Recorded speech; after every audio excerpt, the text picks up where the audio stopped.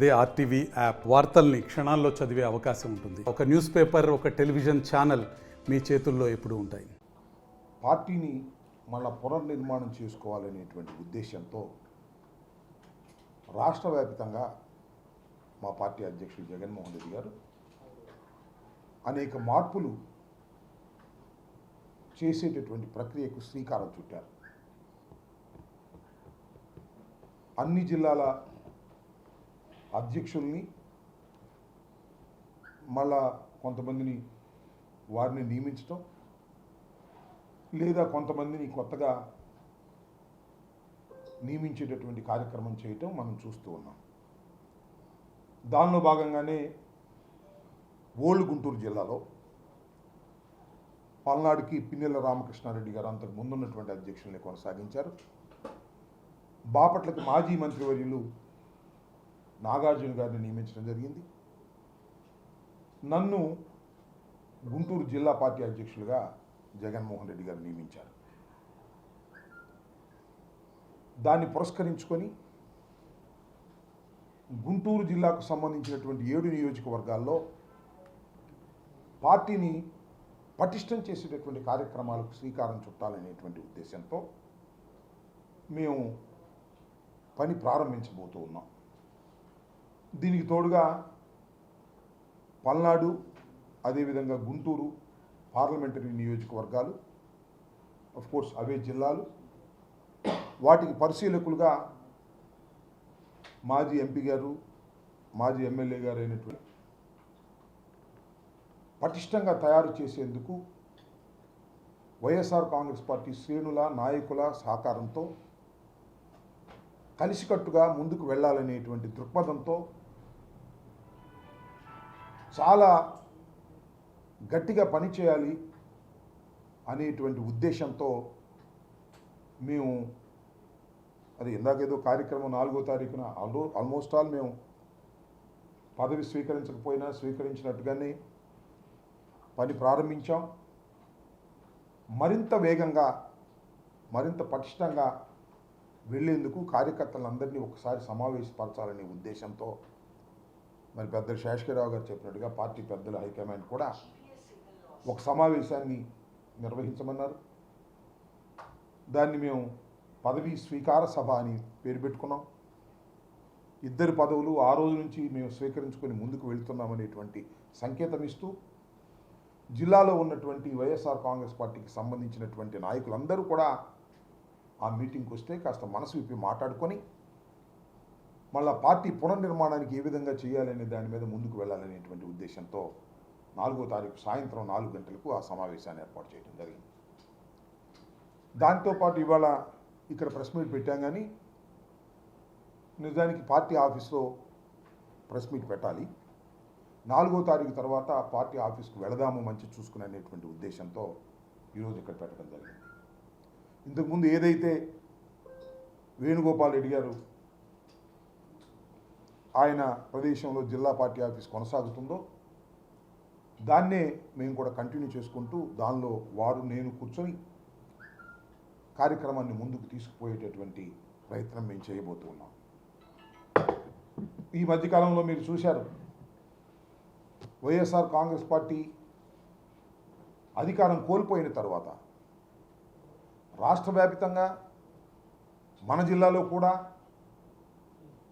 అనేకమైనటువంటి విధ్వంసకరమైనటువంటి చర్యలకు తెలుగుదేశం పార్టీ పూనుకుంది. మన జిల్లా ఆఫీసుని, నిర్మాణంలో ఉన్నటువంటి గుంటూరు జిల్లా ఆఫీసుని అర్ధంతరంగా కూల్చివేశారు ప్రొక్లైనర్లు పెట్టి. చాలా చోట్ల ఘర్షణలు జరిగాయి. చాలామంది వైఎస్ఆర్ కాంగ్రెస్ పార్టీ కార్యకర్తల్ని వేధించారు, కొట్టారు, కేసులు పెట్టారు. ఎప్పుడో తెలుగుదేశం పార్టీ ఆఫీస్ మీద దాడి జరిగిందనేటువంటి ఉద్దేశంతో ఆ కేసులో అరెస్టులు జరిగినా ఆ కేసును మళ్ళీ రీఓపెన్ చేసి కొత్త సెక్షన్స్ వేసి కొత్త వ్యక్తుల్ని ముద్దాయిలుగా చేసి వాళ్ళందరినీ అరెస్ట్ చేసి జైలుకి పంపించినటువంటి సందర్భాన్ని కూడా మనం చూసాం. ఇలా అన్యాయంగా, అక్రమంగా వేధిస్తున్నటువంటి కేసుల్లో ఉన్నటువంటి వైఎస్ఆర్ కాంగ్రెస్ పార్టీ కార్యకర్తలకు, ఎక్కడైతే దాడులకు గురై నష్టపోయినటువంటి కార్యకర్తలకు అందరికీ అండగా ఉండేటటువంటి కార్యక్రమాన్ని మేము తీసుకోబోతున్నాం. వారి దగ్గరికి వెళ్ళబోతున్నాం. వాళ్ళందరినీ కలుసుకొని వారిని ధైర్యపరిచి అధైర్యం నుంచి బయటకు తీసుకొచ్చి పార్టీని గుంటూరు జిల్లాలో, సరే దురదృష్టవశాత్తు గుంటూరు జిల్లాలో శాసనసభ్యులుగా లాస్ట్ టైం ఎక్కువ మంది గెలిచినా పార్లమెంట్ సుమారుగా 3 సార్లు నుంచి కూడా పార్లమెంట్ని కైవసం చేసుకోలేకపోయాం. దో మెజారిటీ అసెంబ్లీ సీట్స్ వచ్చినప్పటికీ కూడా ఇప్పటి నుంచి నేను, అదేవిధంగా పార్లమెంటరీ ఇన్ఛార్జ్ అయినటువంటి వేణుగోపాల్ రెడ్డి గారు, ఇంకా మిగతా నాయకులు అందరితో సమిష్టిగా కలుపుకొని వారి మనోభావాలను తెలుసుకొని ఒక పటిష్టమైన నిర్మాణం చేసి విజయపదం వైపు నడిపించాలి. ఈ పార్లమెంటుని, ఈ జిల్లాలో ఉన్నటువంటి 7 నియోజకవర్గాల్ని గెలుపు వైపు తీసుకువెళ్ళేటటువంటి మా ప్రయత్నం చేయాలి అనేటువంటి ఉద్దేశంతో ఈ 4.5 సంవత్సరాలు, 4 సంవత్సరాల 10 మాసాలు, మరి 8 మాసాలు ఇవన్నీ కూడా నిరంతరం శ్రమించి కార్యకర్తలను సమీకరించి ముందుకు వెళ్ళాలి అనేటువంటి ఉద్దేశంతో జగన్మోహన్ రెడ్డి గారు మమ్మల్ని నియమించినప్పుడు కూడా ఒకే మాట చెప్పారు. 7 నియోజకవర్గాలను విజయపదంలో నడిపించేందుకు మీ సర్వశక్తులు ఒడ్డి ప్రయత్నం చేయాలి అని. అదే ఉద్దేశంతో, అదే ఇన్స్పిరేషన్తో 7 నియోజకవర్గాలని కూడా వైఎస్ఆర్ కాంగ్రెస్ పార్టీ జెండా ఎగురవేసే విధంగా మేము మా శక్తి కొలది ప్రయత్నం చేస్తామని అందరి నాయకుల్ని కలుపుకొని ఏకతాటి మీదకు వెళ్ళి వాళ్ళందరినీ ముందుకు తీసుకువెళ్ళే కార్యక్రమం చేస్తున్నామని ఈ సందర్భంగా నేను మనవి చేస్తూ, రేపు పదవీ స్వీకార సభ 4వ తారీఖున వేణుగోపాల్ రెడ్డి గారు ఇన్ఛార్జిగా, నేను జిల్లా అధ్యక్షులుగా ఒక సభ పెట్టుకొని ఆ సభ తర్వాత కార్యక్రమాల్ని ముమ్మరం చేయాలనేటువంటి ఉద్దేశంతో ఉన్నాం. ఆ సభకి జిల్లాలో ఉన్నటువంటి అందరికీ కూడా ప్రత్యేకంగా ఆహ్వానాలు పంపుతాం. వారి ఇన్ఛార్జీల ద్వారా ఎక్కువ స్థాయిలో వస్తారని ఆశిస్తున్నాం, రావాలని కూడా కోరుకుంటున్నాం. ఇక ముందు అందరం కలిసి చాలా పటిష్టంగా ముందుకు వెళ్ళాలనేటువంటి ఉద్దేశంతో వెళుతున్నామని, దీనికి వైఎస్ఆర్ కాంగ్రెస్ పార్టీ కార్యకర్తలు, శ్రేణులు అందరూ కూడా దీన్ని గమనించాలని, మీడియా ముఖంగా చెప్పాలనే ఉద్దేశంతో ఈ సమావేశాన్ని వాళ్ళ ఏర్పాటు చేయడం జరిగిందని ఈ సందర్భంగా తెలియపరుస్తూ ఉన్నాను. సమానం కింద లెక్కే ఒకసారి కోర్టుకు వెళ్ళిన తర్వాత పురంధరేశ్వరి గారి వ్యాఖ్యల్ని పూర్తిగా ఖండిస్తున్నాను. ముఖ్యమంత్రికి కాదు, ఎవ్వరికీ కూడా అన్యాయంగా వ్యాఖ్యలు చేసే హక్కు లేదు. నేను చాలా సందర్భాలు చూద్దాం. ఇవాళ సుప్రీంకోర్టు విచారణలో ఇవాళ ఈ వివాదం విచారణలో ఉంది కాబట్టి దాన్ని ఎక్కువగా నేను మాట్లాడకూడదని అనుకున్నా. మీరు అడిగారు కాబట్టి పురంధరేశ్వరి గారు ఆ కామెంట్ చేశారు, ముఖ్యమంత్రి గారికి హక్కు ఉందని. నో, ముఖ్యమంత్రి గారికి కాదు, ఎవరికి హక్కు ఉండదు. మనం ఇక్కడ చూసినట్లయితే నిన్న సుప్రీంకోర్టులో మేము విన్న దాని ప్రకారం, నాకు అర్థమైన దాని ప్రకారం,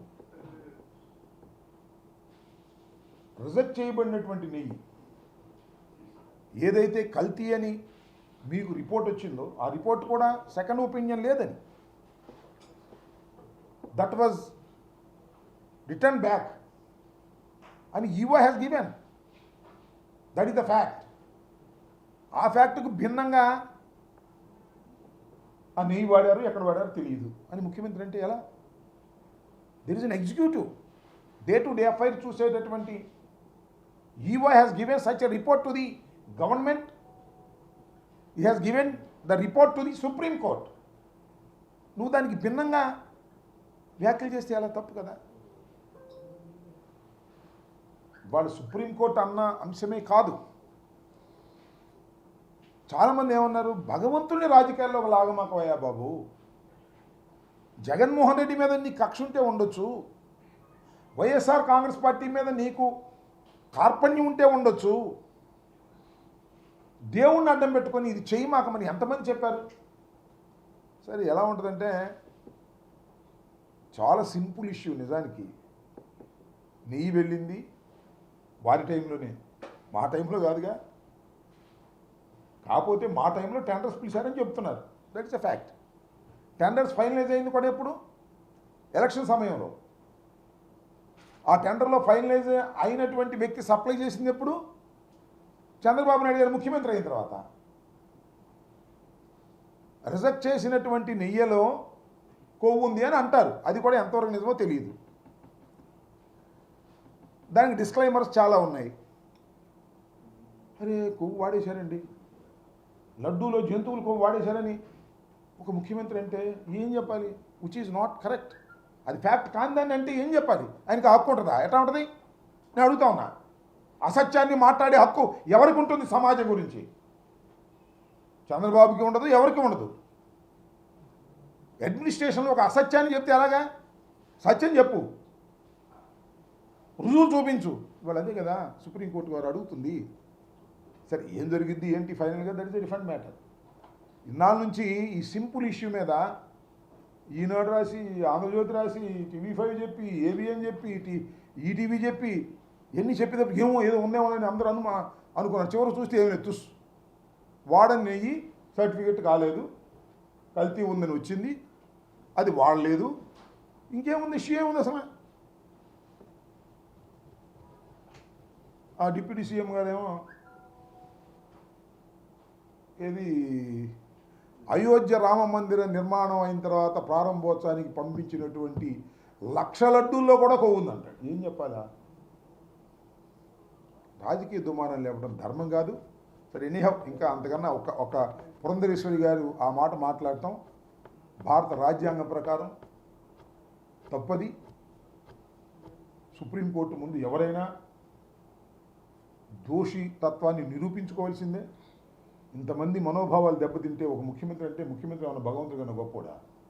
ఇంతమంది భక్తుల యొక్క మనోభావాలను దెబ్బతినే విధంగా దుర్మార్గంగా, అన్యాయంగా, అక్రమంగా మాట్లాడితే ఏం చెప్పాలి?